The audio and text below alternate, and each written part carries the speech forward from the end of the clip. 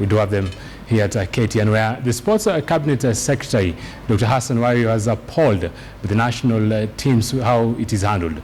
Wario has pointed out that the government will take over the management of Harambee Stars. He also wants the electoral board that will manage the FKF elections to be relooked at and their mandate to be clearly defined. Wario was speaking at the Football Stakeholders Forum that brought together some of the candidates vying for the forthcoming elections. With the Football Kenya Federation elections just around the corner, football stakeholders converge at Kasarani Stadium with a view to work on the modalities of the election. The government has taken issues with the composition of the FKF Electoral Board, and Sports Cabinet Secretary Hassan Wario says the government has the final say on the matter.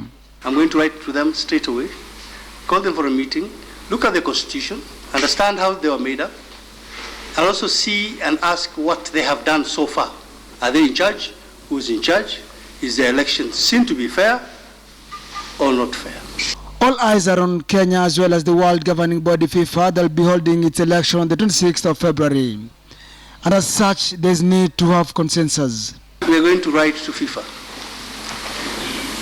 to give our areas of concern, which were raised again by the stakeholders. Wario wants the government to take charge of the national soccer team Harambee Stars, because he believes the dwindling fortunes of the Stars is down to mismanagement. We are seriously looking at taking over Harambee Stars and constituting a board that will manage the team and give it its respect in Africa, in the world. Conspicuously absent from the stakeholders forum was the FKF chairman Sam Nyamweya.